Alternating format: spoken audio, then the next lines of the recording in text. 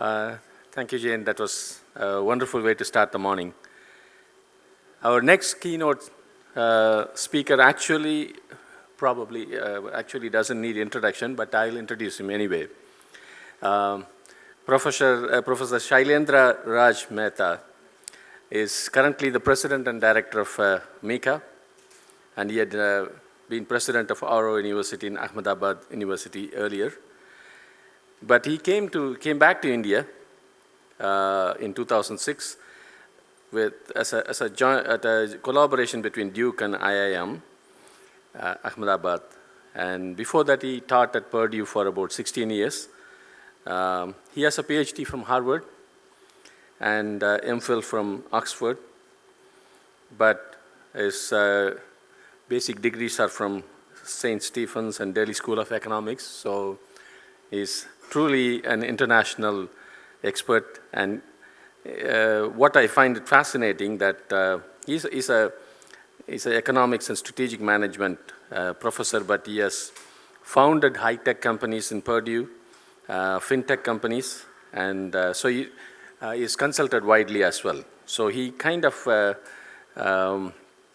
transitions between the business world, tech world, and today he's going to talk about strengthening governance and culture as keys to building world-class universities. Shailendra.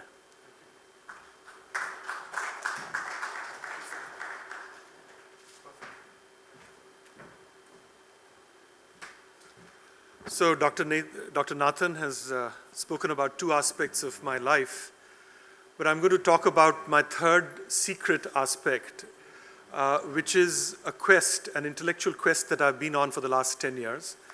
I'll tell you a little bit about how that happened towards the end.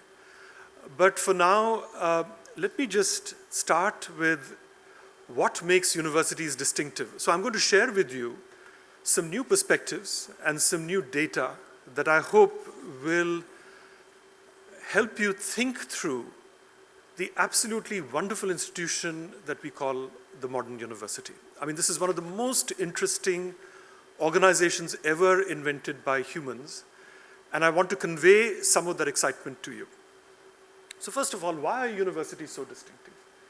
So the reason why these are so distinctive is because the universities are examples of what are called market failure. They have three major failures all at the same time, what economists call externalities, asymmetric information, and public goods.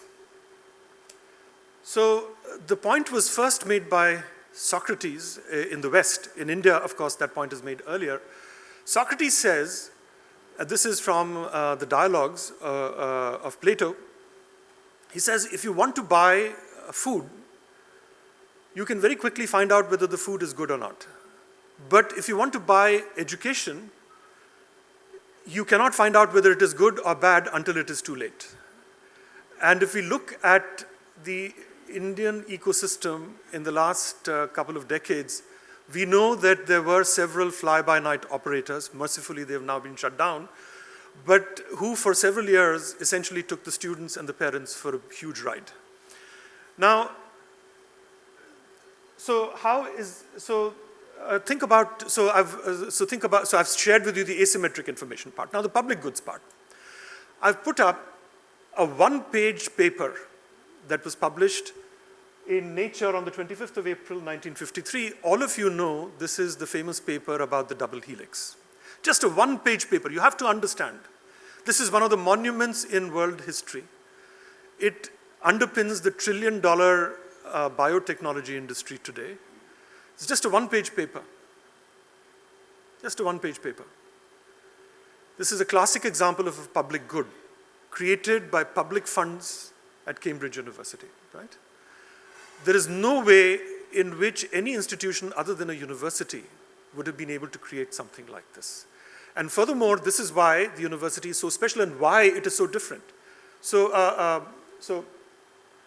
And then thirdly, there are production externalities.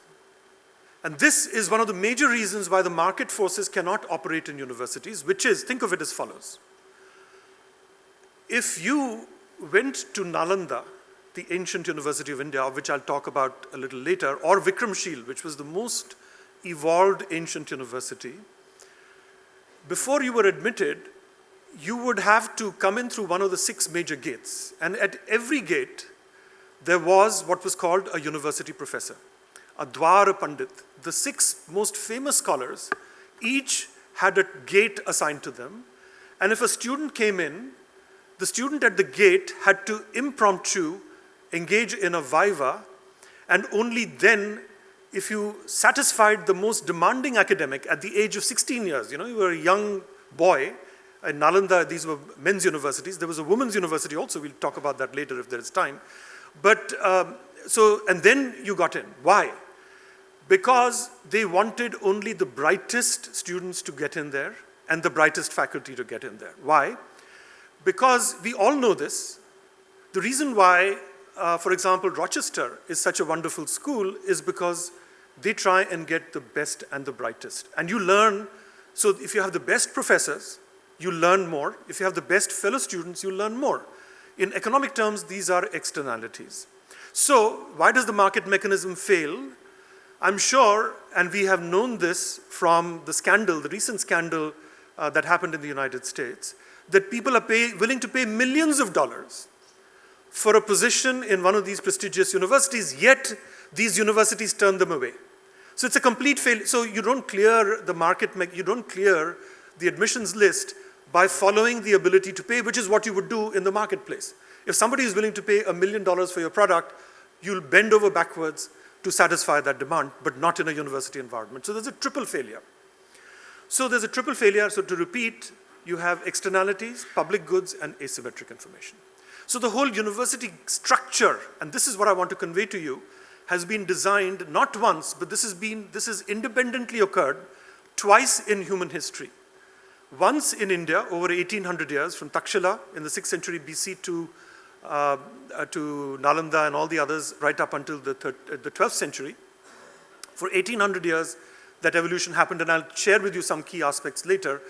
But for now, understand that the same thing then was recreated in Europe from starting in Bologna in 1088, and then coming up to the great American universities, right? So the same problems were solved in almost the same way. So how do you solve it? First of all, so if you're going to have the best and the brightest students come in regardless of need, and this was recognized early on in India, you have to have huge, huge support for higher education. Private provision of public goods just does not work. So right from the earliest days, some of the most fascinating mechanisms have been found to fund this. I won't go into what happened in India, but we know what happened in Europe and the United States, how these were funded. Endowments were created, and furthermore, people gave benefactions, etc., to fund this. Now, basically 5 models of governance, and by the way, some of this material I'm showing for the first time, even though I've been working on this for 10 years.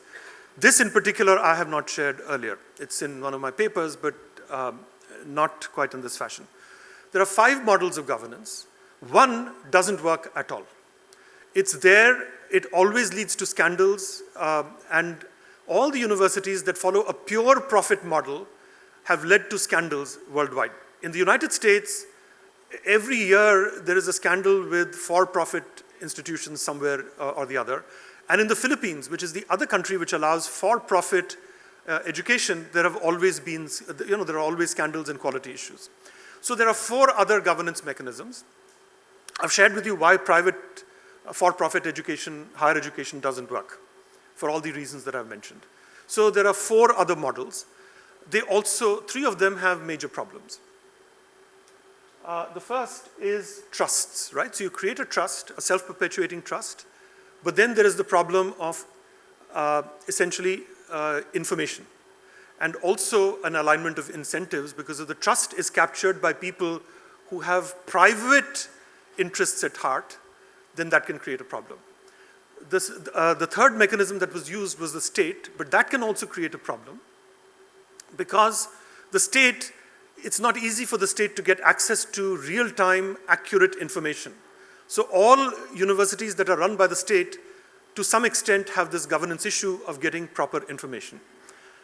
Then the Fourth mechanism is absolutely the worst.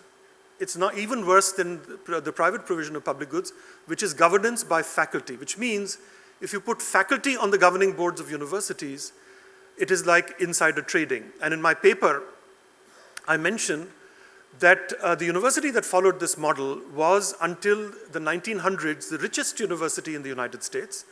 Today it is Harvard, but in those days it was Columbia.